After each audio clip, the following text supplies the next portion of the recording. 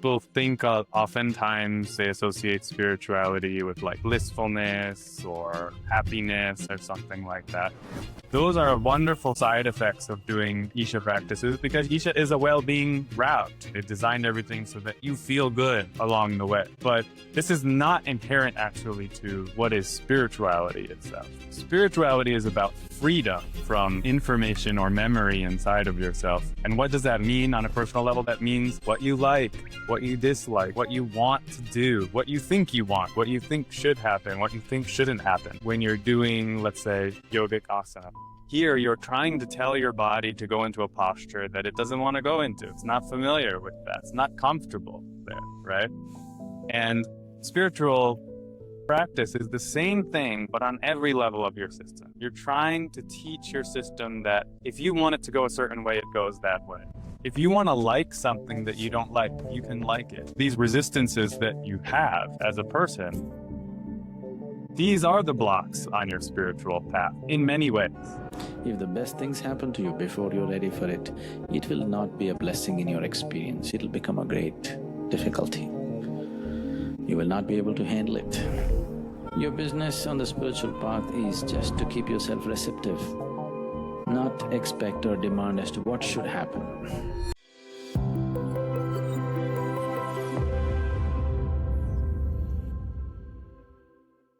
Welcome back to Twisted Reality. Today, I'm incredibly honored to be sitting down with Sam. Sam is a classical Isha Hatha Yoga teacher with over 4,000 combined hours of training, who, alongside his wife Tulsi, has dedicated his life to sharing these profound tools with the world. He has taught thousands of students globally, from the United Nations and Amazon to the Harvard University. In fact, Sam spent the last 5 years deeply involved in researching the very yoga and meditation practices he teaches. And Sam, it's a privilege to have you here. Thank you so much for your time. Appreciate it. I want to start with the framework to someone on the outside or even a beginner on the inside. Isha can seem incredibly strict. There are so many rules, waiting exactly 4 hours after a meal, the precise way to sit. Everything is very specific in terms of your breath, how long you hold it. So many different aspects that you as a teacher are looking at. And I want to know from you, why do you feel is Sadhguru so fiercely particular about these details? I know it's a question that a lot of students have, and I know, I've struggled a little with my own family because they want to learn these things, but they want to have their coffee or they want to have whatever they eat at their particular time and say, why do I have to do this? So I think there's two aspects to it. One thing is that there's a deep understanding of the mechanics of the human being. And fundamentally, Isha wants to only have you do things that are beneficial for your well-being. By the way, I'm not a spokesperson for Isha. This is all my own understanding and my own perception. But from what I've learned from teaching and from doing the practices is that they're very, very specifically thought through, because the human being functions in a certain way. Your system functions in a certain way. If you do things wrong, if you do certain asanas on a full stomach, or if you do certain kriyas on a full stomach, let's just take that for example, you can actually do harm to yourself. You can do harm on the level of the physical body, on the level of the energetic system. And so Isha is trying to provide these practices to the world, right? I mean, Sadhguru's mission here is that everybody in the world can be doing some level of spiritual practice. So when you're giving a sort of mass prescription like this, when you're trying to give practices to everybody, you have to be extra strict with the rules because you don't know who's going to be doing it. You don't know what level of consciousness they're going to have when they do it. And in order to ensure that people don't harm themselves, that whatever they do when it comes to Isha is only creating well-being and not creating anything negative, then you have to make the boundary, you know, sufficiently wide that people won't harm themselves. And also, a lot of people want to be loose with it, right? So then you're also understanding that people want to be loose with it. And so you're trying to make it sufficient that at least if they try to follow the guidelines, they'll only create well being for themselves. I think the other aspect to it is that it would be very different on an individual level if we could understand how conscious, how aware you are. If you're sufficiently conscious and aware, nobody has to tell you that you shouldn't be doing asanas on a full stomach.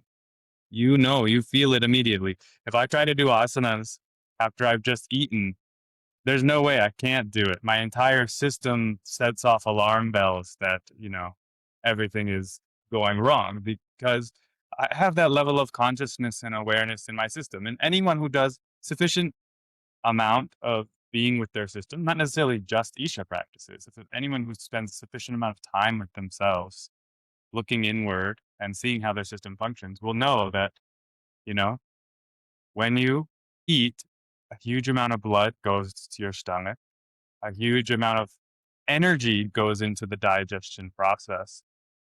And so on a lower level, you know, like, okay, if you're just sitting and meditating full stomach, maybe you just feel sleepy, it's hard to meditate, you know. But on a different level, if you're doing some sort of inversion and you have all this type of stomach, you know, acid in your stomach, that acid will go up the wrong way in the pipe, and then you will have a incorrect differential of acid pH balance is the word of pH balance in your upper digestive tract. And that can cause serious problems, you know, that can cause serious physical problems for you. So to ensure that people are not making mistakes, are not hurting themselves, Isha has put all these rules. I think the other aspect to it is that really is a science, you know, they're really treating yoga as a science. And this is how it has been for thousands of years. I think people are coming to yoga from learning it in gyms, learning it from people who are doing these classes where they're trying to imitate people while watching them type of thing. And, you know, to the extent that each individual is able to do that is questionable in my mind. You know, I think there are a lot of cases where people hurt themselves doing yoga practices, doing these things because you're playing with your fundamental life, you know, when you're doing these practices. You're playing with your fundamental life energies. So if you're gonna get down and mess around with the, you know, mechanics of your life, you need to be somewhat precise about it. You need to be careful. I'll give you an analogy that I like personally. Is like, you know, today everyone has a computer, everyone has a phone, right? And most of us, we use these applications on the phone. And if you're using applications on the phone, you pretty much can't mess up your phone. You know, your phone is going to be fine. But if I show you where the terminal is where you can actually go and write code and run code. If I show you where the terminal is on your, and you don't know what you're doing, and you start copying things from the internet and running them through the terminal on your computer, you can literally destroy your laptop. I mean, you can make it unusable for life because now you're playing with the actual root elements of the system. You're not just using the application layer. And when you're doing these kriyas, when you're doing these asanas, you know, this is the whole point. The whole point is to get down and rewire, rework the system, re-engineer your system from the ground up to be the way you want it. So when you're re-engineering something from the ground up, you have to be somewhat precise. Otherwise, you can do something that would cause damage. And so that's why all the rules, I think, the more conscious you become, the less rules you need because it becomes obvious to you what is right, what is wrong. Such a beautiful explanation, and it does bring to my mind how it's it's so marvelous that this even exists, that there is such a technique, such a system that is built which touches that core within us, that not just the laptop, the surface, the apps, but what's really running everything. It's quite incredible. Like the way that you said it, it sounds simple, but I think the reason why we struggle to follow the rules is that we forget how deep these practices actually go. And most of us might never even really understand or know how deep they go. But the framework exists so that we don't do damage to us. So I completely understand now much better why it exists, and I think those who are listening also will probably also feel a certain sense of relief, because sometimes the mind just wants to argue. Like there's this tendency within us that we want to be right. Yeah. And people want to have what they have and they want to do what they do. But I think the other aspect is that you need to learn to be flexible, not just in your body. You need to learn to be flexible in every aspect. Especially you need to learn to be flexible in your character. And this is really what spirituality is about, you know? I think that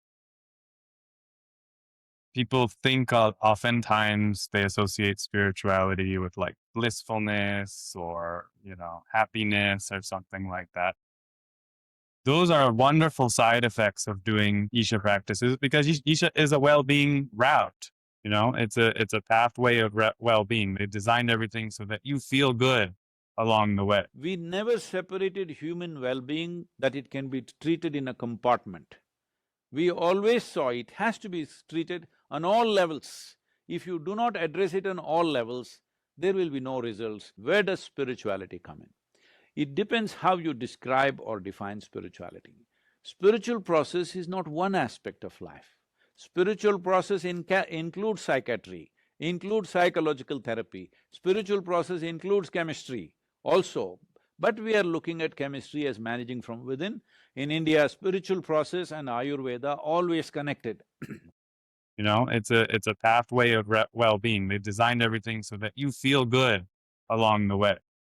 But this is not inherent actually to what is spirituality itself. Like spirituality is about freedom from information or memory inside of yourself. And what does that mean on a personal level? That means what you like, what you dislike, what you want to do, what you think you want, what you think is right, what you think should happen, what you think shouldn't happen. And so when it's interesting because there's sort of this parallel, when you're doing, let's say, yogic asana.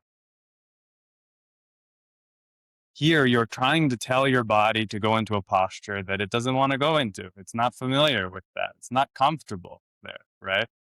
And spiritual practice is the same thing, but on every level of your system. You're trying to teach your system that if you want it to go a certain way, it goes that way.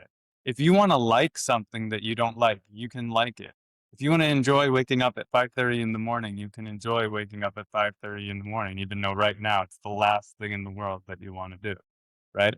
So these desires, these resistances that you have as a person, these are the blocks on your spiritual path in many ways, because they are literally showing you places where you're not flexible.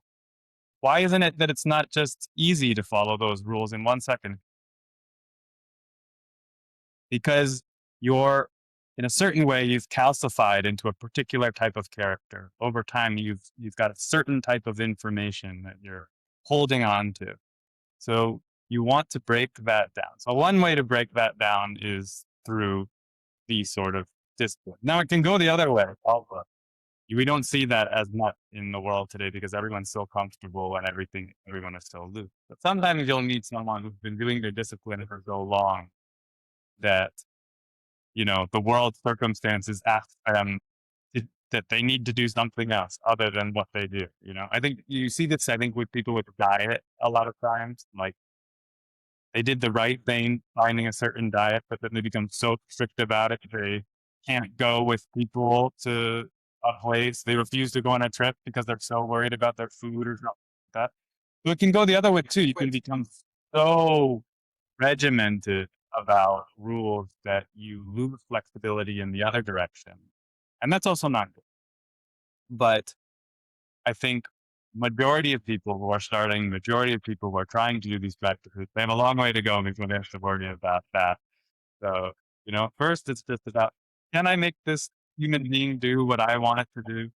If I say I want to wake up every morning and I want to do this half an hour of practice, can I make that happen?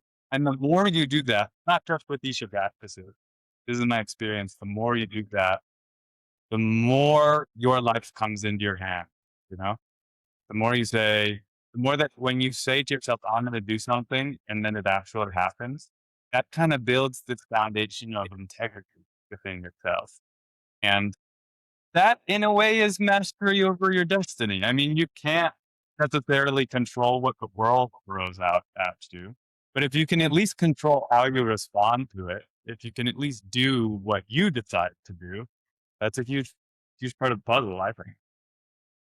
Yeah, yeah. And I actually hear this biohacker talk about this, that he's very, you could say, obsessed about being very healthy. He brings his own towels to hotels. He doesn't use the bed sheets. He always checks with an EMF meter where he lives and how things are, the electromagnetic field and everything. And someone asked him, to which, like, when do you know it's enough? When do you know it's too much? And he said, the moment I start feeling anxiety, the moment I start feeling that I'm trying to control everything, that's when I have to let go. Like I make sure I do my best to improve my diet, my environment to my best capability. But when the point comes when I start to feel anxious, I stop. Something that I missed to mention here, and I really feel that it's important about the anxiety. The reason why we stop biohacking or we stop focusing, fixating so hard on our diets is because anxiety and stress that are caused by us thinking all the time that something in our environment is going to harm us, something in our food is going to harm us, whether it is we hear a lot about that this contains heavy metals and this contains pesticides and this is bad and this is detrimental. And, there's a lot of, because of the amount of information that we're getting exposed to, it can become very overwhelming and we can feel anxiety and stress.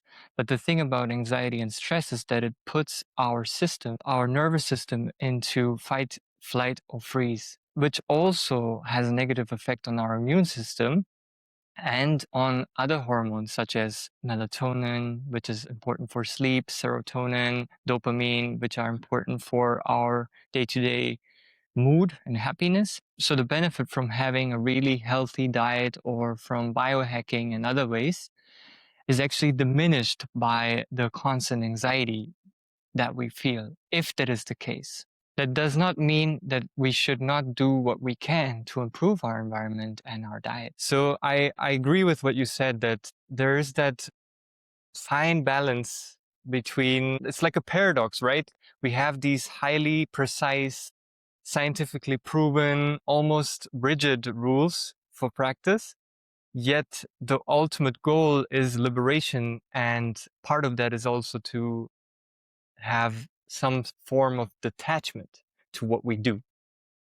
So I do find, like, how does a practitioner ensure that following all these rules doesn't just turn them into a robotic, inflexible person?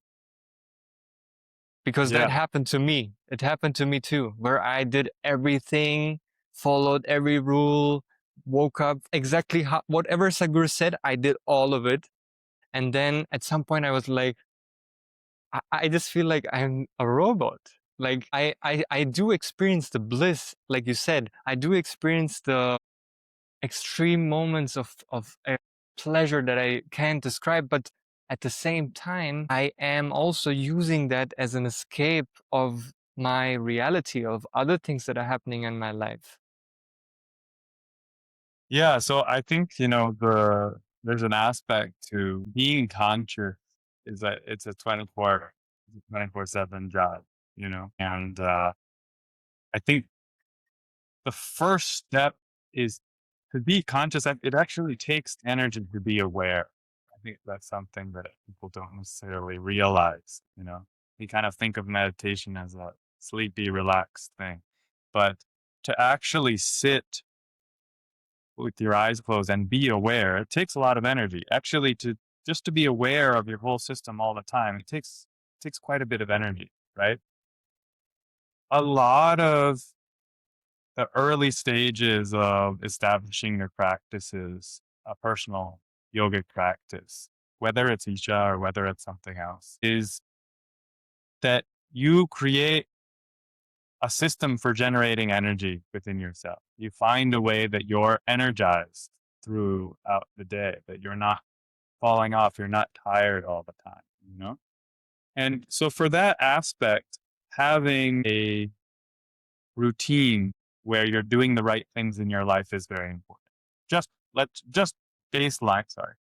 Just baseline, you know, having a routine that ensures that you're energized, that you're not eating things that make you feel like this, that you're not, living in a way that keeps you like this.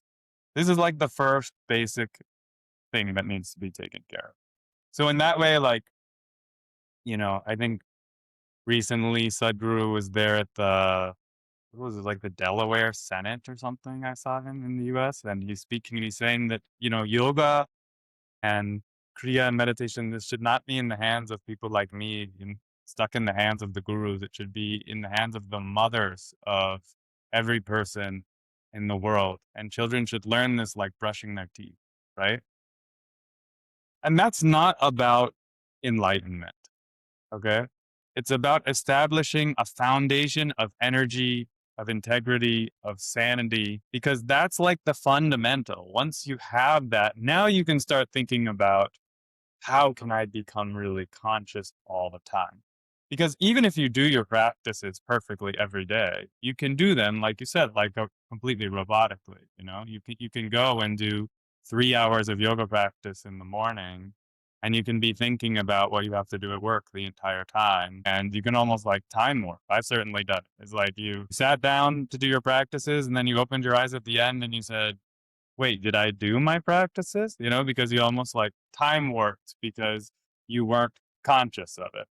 And if you do it that way, the good thing is, because of the way it's designed, because you're following the rules, it will bring health and well being to you. You'll be healthy, you'll have more energy. But if you want to develop in your awareness, if you want to develop, in your experience and profoundness of your experience of life, then that's not helping you. You have to do it consciously. And if you do your practices consciously, it's a totally different experience. I mean, if you do anything consciously, it's a totally different experience. It could be eating, it could be anything. But that's why often I'll tell, I meet a lot of people who get very gung ho. They have some good experience with inner engineering. They get very gung ho and they want to learn all the practices. And I've seen it many times. Then they learn all the practices, and then 1 year later, they're not doing any of the practices. And it's sort of like, what happened, right? And so I often tell people, I say, if you just learn to do one practice with absolute awareness, if you just bring everything you have to that practice, every time you do it, you go 100%. You try to be there with that practice in every moment of it. Doing one practice super consciously is 1,000 times more beneficial in my esteem than doing all the practices, but you're barely paying attention. And that's, I think, the more difficult part in a way, because it takes an internal discipline to make that happen. It takes to make your body get up and do certain things. Once you've done it for 3 months, 4 months, it just happens. You wake up, you do your practice. You wake up, you do your practice. You wake up, you do your practice. Initially, it feels terrible, but after that, it just happens for you, right? But to make yourself be there, be conscious that you're doing it in everything that you're doing in your life. It takes a whole nother thing because, the very mechanism which is making you conscious is also the mechanism which makes you distracted or is lost in your thoughts and all, doing all those things. So to have that awareness and to choose again and again and again to, do things consciously, well, that's a larger game and that takes a longer time. But first, you have to have enough energy to do it. You definitely can't be conscious if you're falling asleep, right?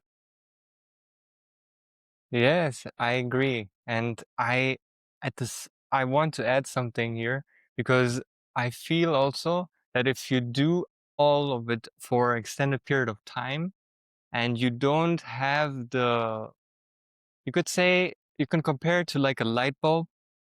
Like a light bulb can, let's say it's 100-watt light bulb. You are a 100-watt light bulb, and now you're doing 1,000 watts of energy, putting that 1,000 watts of energy into that light bulb, and you're doing this on a consistent basis. That light bulb will burn out, will explode.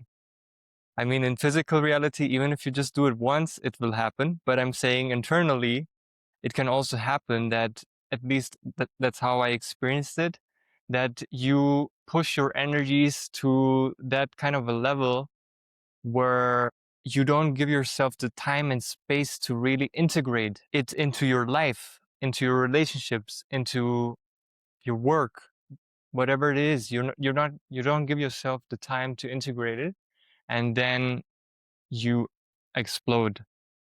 So at least that's how I also have witnessed it for myself, and then I What understood was that explosion like for you? Like, what does it mean to explode? that compulsive behavior, like Mm. behavior that I didn't had before, and I didn't want it, and it's not that I was happy about it or that it even gave me a level of pleasure. It is just a compulsive behavior that kind of brought me back down. Like, you're going too high. You're doing Mm. so much practices that you're losing your sense of yourself. You're losing your sense of your body. And then somehow your body is kind of trying to bring you back down. Yeah, I think I definitely know what you mean. I've pushed myself at times to absolute extremes in my own sadhana. Um, and, I think that's why there's an ashram, honestly, because when you're sitting at the extremes of energy of what your system can handle, you're quite a weird person. Like, on all levels. One thing is, perceptually, you might be encountering all sorts of things that other people are not encountering. Another thing is, you become super sensitive to everything, right? So, like, if anything is not kind of in the right vibration that you want to experience at that time, you kind of flee from that naturally, especially if you haven't really established your sadhana over a very long period of time. And then, you know, the other aspect is that, like, when you do a lot of sadhana, you're kind of shaking loose a lot of information that's been stored away in safe places inside of you.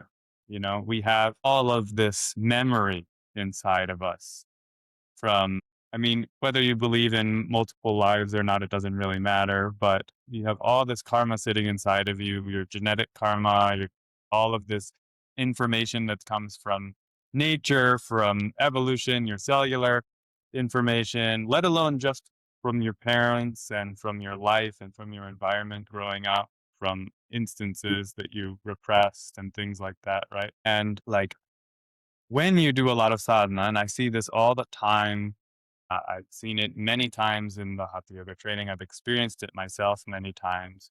You know, sure, sometimes you're flying, you're feeling amazing because your energies are just peaks. But then other times, that amount of energy, it shakes something loose that's been there and that needs to come out and that needs to be processed. And that can be very difficult sometimes. That can be some of the most difficult things you go through. But that also is evolving, you know, that also is finding a freedom. So the question of how much sadhana to do, I think is a very individual question. How much can your body handle is a question. How much can your life handle is a question. And how much are you willing to let both of those things go is another question. Are you okay if something breaks along the way? Are you okay if your life that breaks along the way, And I think that's why there is places like ashrams, because for the people who are not just they want to live their life and experience some spirituality, but they don't care anymore at all about how they're perceived by other people or how they fit into society or whether they'll be able to get their job back again later or whether they'll be able to earn money and have a family. If you're willing that, then, if you can speed up your evolution in a whole different way, because now you can just be totally weird for as long as you want and, there are no consequences for it. No. Uh, I've definitely had experiences where I've done, you know, so much sadhana or I've gone through different processes where I was like, okay, nobody can see me the way I am right now. I'm having an incredible experience in a certain way, but nobody should see me like this because, they can't possibly understand what I'm going through, right? So anyways, I think that's more on the extreme end. I think for most people that's not something they have to think about. I think it's highly unlikely for most people if they're going to do so much sadhana that they're going to get into that place. And if they do, it'll be very clear to them. It'll be very clear, and most people naturally sort of back off of that. So Yeah, I think there is a certain judgment that we hold that we have this idea of trying to fit into this box of the perfect meditator or the perfect practitioner that at least in my own experience, was like I was trying to follow everything rigidly. And at some point, I realized that, okay, if I want to be in the world and I want to surround myself with people, I have to be also flexible in that. Like, for example, once I took a trip with my dad to the forest, and I stayed in like a little cottage, and I woke up at like 3:30 in the morning. It was it was snowing. I took my yoga mat out. I went out in the forest. I started doing my practice, and I came back at like 8:30 or something. And then he just was getting up and he was like, "What? Where are you? Like, are you crazy? You will freeze outside." He had a lot of genuine concerns, and he was quite disturbed by what I did. And this didn't just happen once. It happened once with my mom as well. And it was raining outside, and I did my practices below a tree. And she was like, "What if thunder hits the tree and you explode, like you die?" There are so many things that can happen. So at some point I also understood, okay, my parents, they don't want to stop me from pursuing these things, but they have a genuine concern. And it doesn't mean that I necessarily have to follow what they say I should be doing, but at the same time, when I'm with them, like going on the trip with my dad, I can make myself a little bit more flexible in some way, that I don't have to go to these extremes of pushing myself also and pushing him in ways that make him very uncomfortable. yeah, I think that's a very nuanced thing that everyone has to figure out in their own life, you know, which is how rigid are you going to be how with your own practices and what your needs are for those practices. I mean, I feel like if you're going outside and doing your practices, you know, I don't know why anybody could have a problem with that. But although you should be careful doing it in the snow. It sounds like you might get cold. Maybe you were Yes. doing 108 serious practice, melting all the snow around you. No, I had a mat. I had a mat. So I mean, I don't know. It was like you said, you know, you are in that kind of a state where you don't really care, you know? You neither you feel heat nor you feel cold, nor do you feel like you're so unbothered by things in a way. So I understand now the way things are. It's completely different. I just thought it's a very interesting topic because I I agree. I also see a lot of people who do this and then they just completely stop. Like they learn all the practices, they do everything, and then I don't know if it gets too much or life happens, they get married, they have a job, they're busy with other things, and then it kind of just dissipates. But you have said it really well in terms of not focusing on trying to get it all done, focus on one practice and give yourself completely to that. I think that's a very beautiful reminder, and it's going to help a lot of people out there who are facing the situation. Yeah, I think fitting it into your life, I think that's really a social equation, and that's why it becomes so much more complicated. Because there are many ways that you can make it happen. Like one is you can try and explain to people what it is you're doing, why you're doing, and that has a depending on another thing is you can arrange your life physically so that you have space and time to make it happen when other people won't disturb you or won't bother you. That may be possible, that may not be possible, depending on people's life circumstances. But I will say that, Tulsi and I have done practices everywhere that you could possibly do it. I mean, there was a time when I was preparing for Samyama. I was working full time in a tech job in New York City.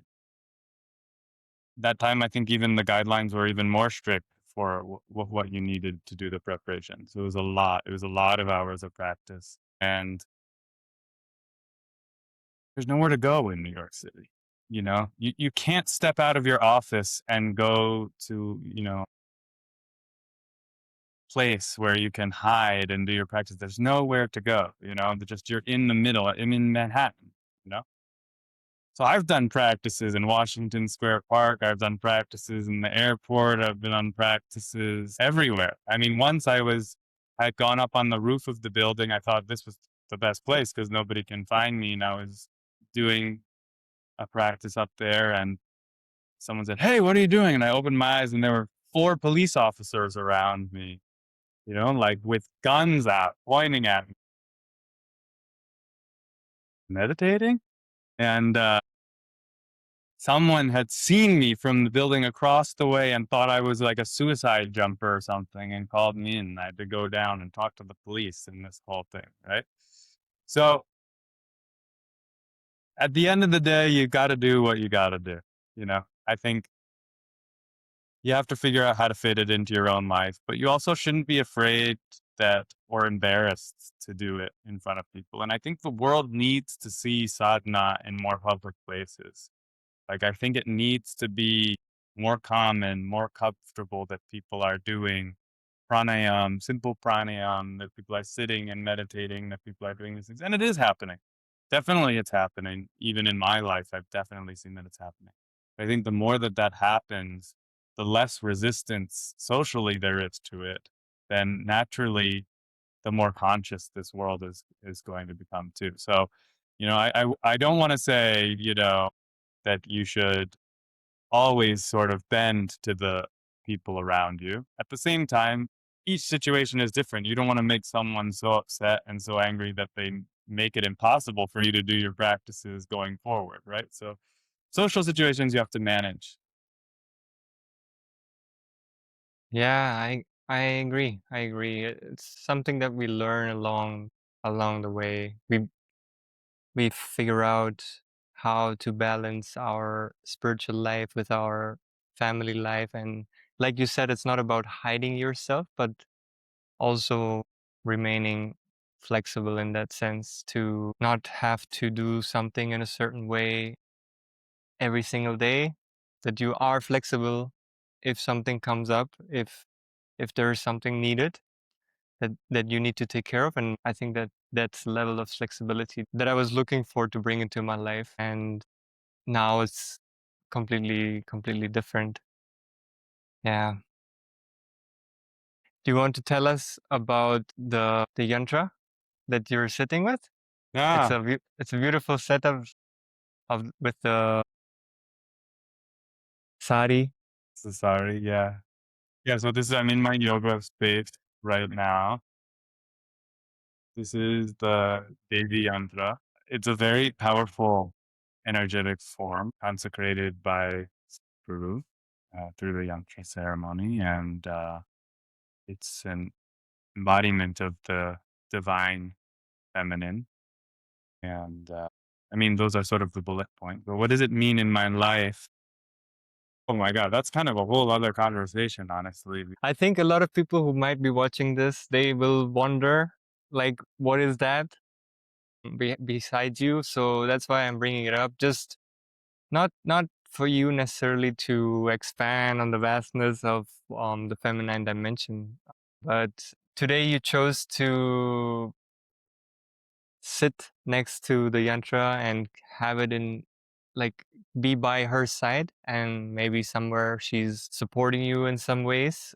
So Yeah, I mean, I think it's kind of been in my experience like having a race car for your life or something like that. I mean, it's been this huge acceleration of all these things in my life once we got the Devi Yantra. And it sounds, I'm also a skeptical person, okay? So like I can understand it sounds a bit ridiculous, like, oh, you're gonna get this object and your life is going to change. But you should talk to people. If you're interested in this type of thing, you must talk to people. And you will hear that the first year that people get this yantra, almost universally, major shifts happen in their life. It was definitely true. In my Tulsi and I had done our training, and then we had gone out and we were teaching all over the world, and then COVID happened.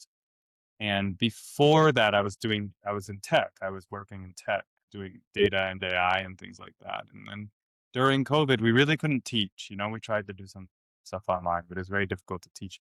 So I was sort of stuck in the house. So I was like, okay, well, I guess I should make some money.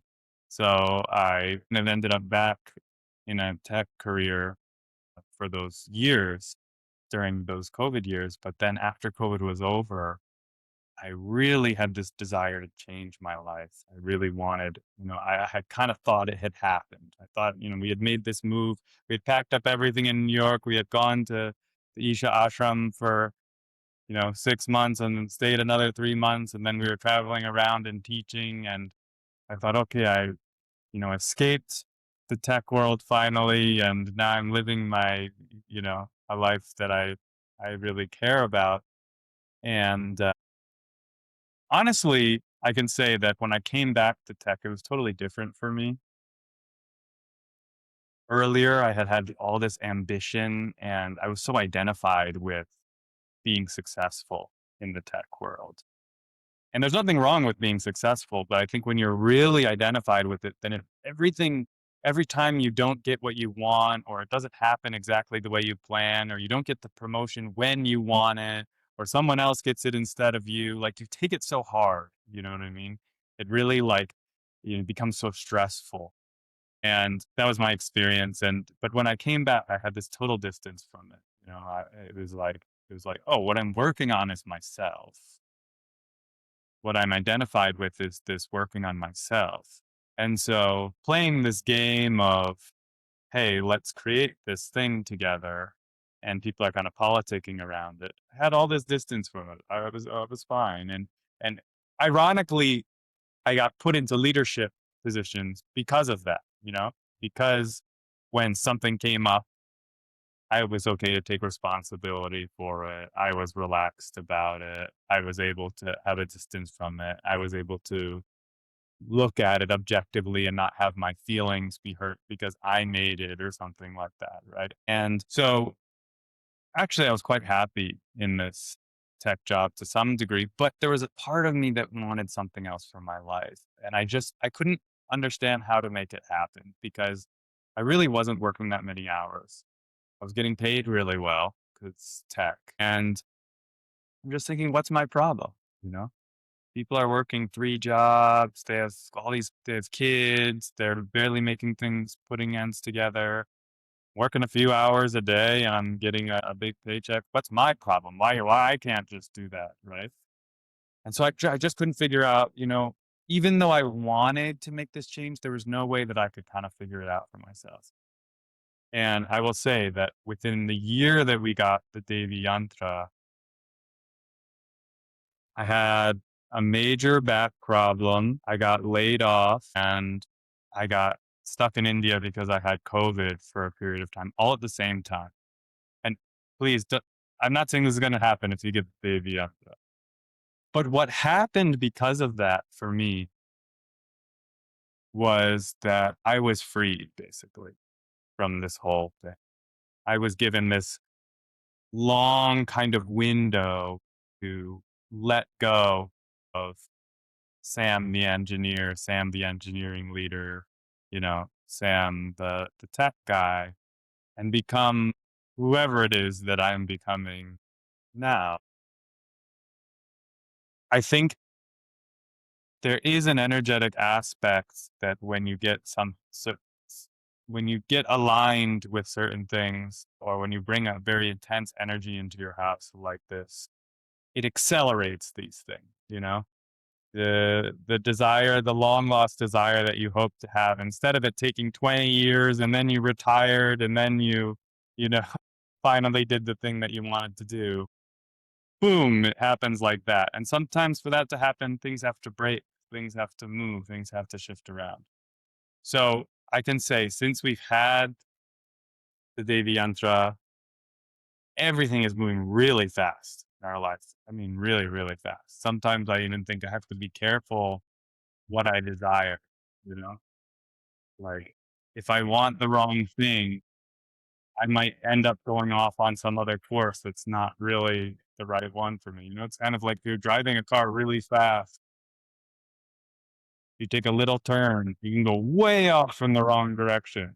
You're driving slow, you can kind of move it back and forth and make it straight. But if you're driving really, really fast, you take a little turn, you're going to fly way off in a certain direction. So it forces you in a way to be very, very conscious, because you start to see that, okay, I have to handle things consciously. Otherwise, I don't know where I'll drive off to, where I'll end up. Yeah. What I was saying is also that it's not always pleasant. Like, you experience being stuck in India, then your back is giving up, you're not able to maybe do certain things that you were doing before, that you were identified with, and then the job, like, things were kind of, it looks like from the outside, it looks like things are falling apart. So somebody might be thinking you got more energy, or you got a energy form, a yantra, which is like a tool, something that's supposed to give you more energy, give you more life. But then it actually first had to break you down in order for you to get free of what you were not in the first place, and to then step into who you truly are. We'll be right back to the conversation in just a moment, so stay tuned. Hey everyone, I'm just going to take a short break here for something really, really exciting. We have just added Lingaberry t-shirts to our store. If you're watching the video, you can see the designs right here. We have also added an eco-friendly tote bag made from 100% cotton. I will put those pictures up here. In case you're listening to this on Spotify, you can click the link in the description below. The top of the t-shirts features Trishul in 11 degrees, and the back of the t-shirts has Linga Bhairavi surrounded by Trishuls. And for the tote bag, we have the Linga Bhairavi design in the front and in the back. All right, let's get back to the episode. That's what, yeah. I mean, that's why Shiva is the destroyer, right? Or that's why the destroyer is worshipped in general, because for a person to transform, you have to sort of break something. You have to let certain things go. Either you have to dissolve them or break them or let them go in some way. And if you're not willing to dissolve them yourself, then there are other methods. And I think in this case, some breaking was needed because I wasn't willing to let go. That's beautiful. And I just want you to share a little bit about, because you mentioned it in our call, about so the path took you from a tech person and then you kind of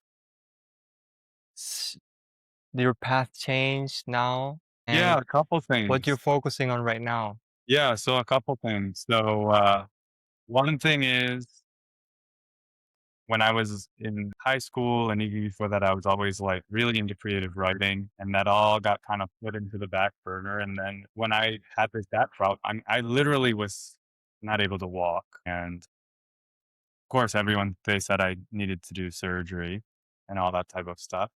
But slowly, patiently, I did my practices, I got everything, I did everything, and it took time, but no surgery, and now I'm back and able to do all my practices again. So it took a couple of years of patiently building that back up. But during that time, because I was sort of stuck, I started finally writing a book that had been sitting in the back of my mind for a long time. So I've been writing a book for the past couple of years, and the book is actually sort of a epic sci-fi fantasy novel, but it's, you know, yoga and mysticism is the sort of magical element rather than, most fantasy that we see in the world is all English and medieval based, basically, right? And, in India, you have a number of authors who have done a lot of like these reinterpretations of Mahabharata or things like that. But it's, it felt to me that there should be, I mean, what's more magical than all the history of these incredible seers and rishis and mystics that's happened in India, and that's real life. So it seemed to me that there should be books of this type in the world. And the other thing is, I saw that with my siblings and with the younger generation, they just consume so much media. It's like media is just, they consume tons of media.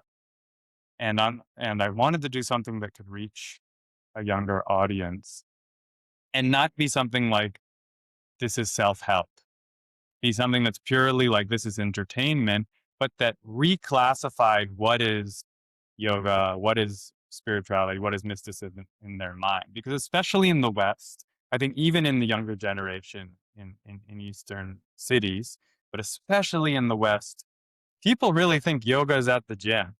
They really do. They think that yoga is an exercise thing. They think that maybe they think, oh, a little bit of mindfulness, a little bit of self help or something like that. But what's lost is kind of like the epic stories, the magic, the rishis, the siddhis, there's this huge canon of mystery and excitement around what is possible with yoga and meditation that was there in the in India and in the Eastern world for so long, that drew people to it in the first place. And I feel like that's really lost in the Western world. So I wanted to try and create something that would bring a little bit of that, make the word yoga have people think a little bit more about, you know, people who are masters of themselves, people who have incredible abilities rather than, someone who's got a sexy outfit on and is standing on a paddle board in the middle of the, sunset or something like that, right? So I've been working on this book. I'm hoping that it'll come out next year. And then the other thing, and this is that's coming to fruition right now, is that Tulsi and I have been building this company. It's called Being in Mind. You can see it at beinginmind.com.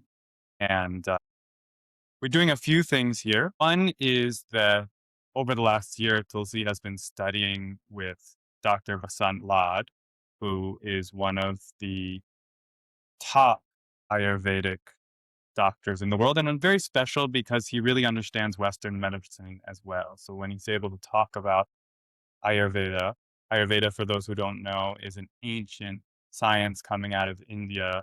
It is really a science of life. It's a science of understanding one's individual constitution and what it means to interact with the world given your constitution, whether that's eating something, whether that's being in a hot temperature or a cool temperature, whether that's doing certain activities, even thinking certain ways, feeling certain ways. What exacerbates you and creates problems for you, and what, creates health for you. And she's been studying that over the last year. And so one thing that I think that I've also had issues with, and I know a lot of people who are doing these practices have issues with, is, they give kind of a mass prescription on practices to do, diet and lifestyle. And this is great. This is a great baseline, but every person is an individual, For some people, if they only eat peanuts, they're going to have all sorts of skin problems because peanuts are a very heating thing, you know? For some people, that's perfect for them. What they need is heat, and what they need to do is heat up their system. And that's a very small example, but that's true on all levels. So one thing that we're doing is we're giving individual consultations, one-on-one consultations, where we're really able to help you tune your lifestyle so that what you're eating, what you're doing throughout the day, which practices you're doing at what time, because also the practices have different effects depending on which practice you're doing at what time, all of those things. So that's one thing, is the one-on-one consultation, so that we're doing through Being in Mind. The other is we're doing destination retreat experiences. And actually we're doing one in November, we're doing one in Japan. And the concept behind these is, I've seen that a lot of students, when they learn the practice just on a weekend and then they go back to work, they're not necessarily able to have an experience through it, or they're not necessarily able to imbibe it in a deeper way. Life is busy. And so when you have to dedicate, 4 hours Saturday, 4 hours Sunday, then you gotta, we finish invocation and you're running to pick up the kids, or, you're running to finish your project before Monday. It's hard to then bring that into your life in a very sustainable way. And it's hard to have an association. I think how successful it is, that the way Isha does it and the way that many Hatha Yoga teachers do it, it's actually incredible how successful it is, because most people never learn a practice and start doing it on their own. And there's actually a decent percentage of people who go through these programs locally and start a practice for their life. But if you've ever had an experience, a retreat experience, that's like a whole different thing, because now you're in a place where the environment is set up for you. And once you're done learning the practice, you get to process it. Once you're done learning the practice, you get to practice it on your own in a space where that's totally dedicated to you. Nobody is bothering you. You get to put aside everything that is your life and sort of be free from it for a little time while you sort of absorb and integrate it. And I think what's interesting about these retreats is that it also sort of creates a certain community too, because everyone who comes on the retreat, they go through this process together. And then, like the last retreat we did, we didn't even set it up. They all set up their own support group with each other, where they're all talking about, hey, did you do your practice and how's it going? And that's a really powerful thing. Having an accountability group is a really powerful thing to bringing this into your life. And then the third aspect, which is kind of the most fun, is that one thing that Tulsi and I have loved to do is to go and see the spirituality of different cultures. Go and explore the places that are, you know, almost every culture has some form of ancient spirituality there if you're willing to look. So, like the first retreat we did was in Greece. So we went to all of these ancient temples, and we even went to the temple of Delphi, which I think Sadhguru had visited and spoken about. And there's a linga there that has been consecrated thousands of years ago in Greece, and we were able to sit there and meditate there. And we went to different temples in Greece, and we got to sit and experience those spaces. And I think the beauty of starting to learn these practices and become more sensitive is now you have a way to experience the world that you never had. It's like having a whole nother sense, you know? It's like, besides just seeing and smelling and tasting, now if you sit and you keep your palms open and just experience what's there, you can experience different vibrations or energy or whatever you want to call it, atmospheres, whatever you want to call it, whatever it is for you. Everyone has a different experience, but you can experience that all over the world. And so now it becomes interesting to go to these places that maybe you otherwise only thought of as like archaeological or, culturally historical. And I think to travel, to experience culture, history, and the spirituality of places. There's not a lot of most vacations people are going and eating and drinking, you know? I mean, that's most vacations of people I talk to are doing. So we wanted to provide something different. So this is sort of the combination of the three things that we're trying to achieve with these retreats is that one, you come, you learn a practice, you bring it into yourself and into your life so that when you go home, you carry it on. Two, you create a group of very interesting people. We're sort of aiming this towards people who want to be leaders or who really want to improve themselves, who really are serious about improving themselves and creating the life that they want. And then three, you have this incredible experience in a place that you've never been, and you get to experience it and not feel terrible when you come home. Like not feel like, oh, that was so much fun, and now I need a vacation from my vacation. I don't know if you ever heard anybody say that. A lot of people say, "Oh, now I need a vacation from my vacation." I don't think you should need a vacation from your vacation.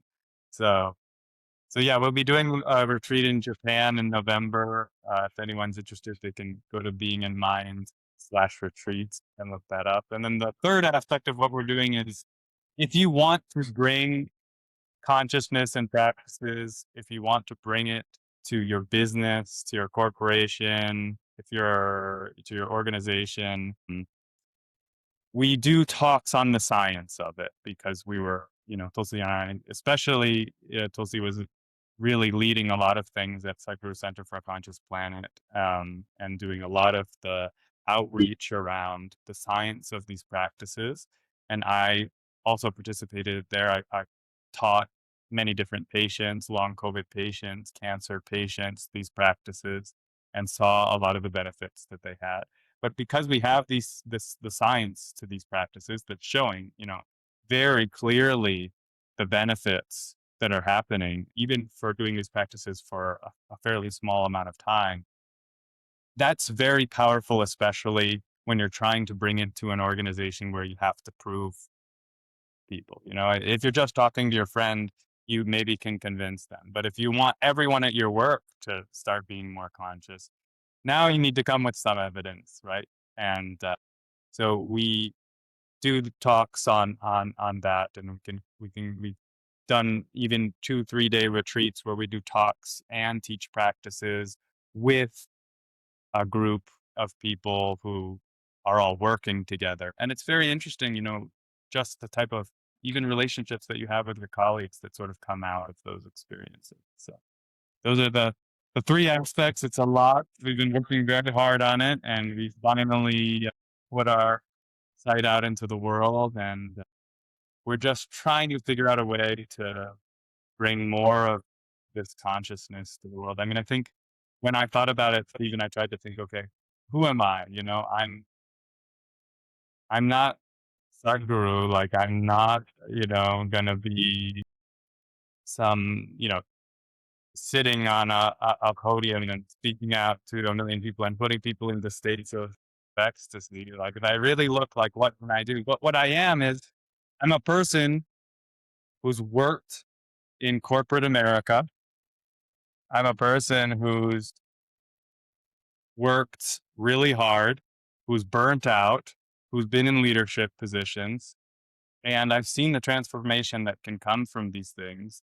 And I've been at it for quite a while now, and I'm finally, I've got a long way to go, even in my own journey, but I'm at least at a place where I know if I need to be in a certain way within myself, I know how to get there.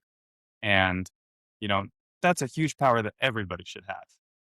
That's just a huge power that every person should be able to, if they need to be calm, if they need to be peaceful, if they need to feel a little bit of well-being, a little bit of bliss, they know how to, okay, do the things within themselves, whether that's literally physical practice or whether that's just internal things to become that way, you know?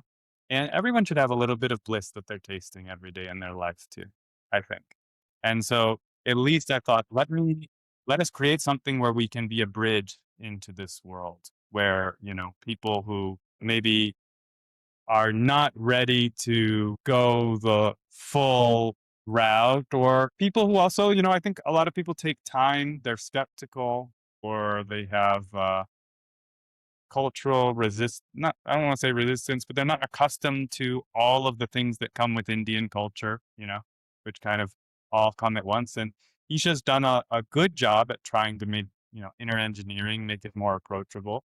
But we've also wanted to create another layer of bridge to allow people to start their journey and to have really beautiful experiences doing it. Congratulations on that. It's really good efforts. I'm looking forward for how it's going to be in November. And for anybody who's interested, I'll leave the link in the description as well. You can check it out if you are located in Nashville, right? We're in Asheville, Asheville. North Carolina, but we work with people worldwide. So, and obviously the retreat is in Japan, so anybody can. Okay. Yeah, even in terms of like businesses also, like if anybody you work with people from the US or even outside? Yeah. I mean, it could be potentially anywhere, obviously, depending on the size of the business, there will be costs involved if we need to fly to come to you. So, I think generally we working with businesses in the US, but it really could be anywhere. I mean, if it's a large business and it's a lot of people, then Yeah, who knows? Somebody so might if you're interested, get in touch, we can speak. Yeah, wonderful. Thank you. Thank you so much for sharing your time with us and everything that you've shared as well. Thank you. It was a pleasure to have you here. And is there anything from your side that you wish to leave us with? Otherwise, we can. Is there anything I wish to leave you with? I would just say that, you know, forget everything else. Don't worry about discipline and practices and all these things. For me, the most fundamental thing is, are you excited to experience your interiority, to experience your inner world? This has been the main driver for me. I think if you're, everything can feel difficult if you're not excited about it. But when it's your priority and you're excited about it, then you want to try everything. And for me, this has been the biggest thing, is that once the door sort of opened and I realized that there's a whole world in here that I know nothing about. There's a whole world that I'm just scratching the surface of. Then you want to experience that. Then people are offering you ways to do it. You want to try them out. You want to give them a good shot. So, I would just say that, just come back to the most fundamental priority. It doesn't matter to you to experience what's inside. And if it does, then everything else will just kind of line up. Wonderful, wonderful. If you're listening to this episode, You're invited to also join us in the comments below. Share one thing that really touched you, that maybe you needed to hear. And if you want to connect with Sam, you can do so as well. What is the best way? The website would be the best way to connect? Yeah, you can connect to us through the website, beinginmind.com, or you can find us on Instagram, beinginmind. Okay. Wonderful. Thank you. Namaskar. Thank you much. I'm just looking at you, and it's been wonderful. Thanks. Thank you.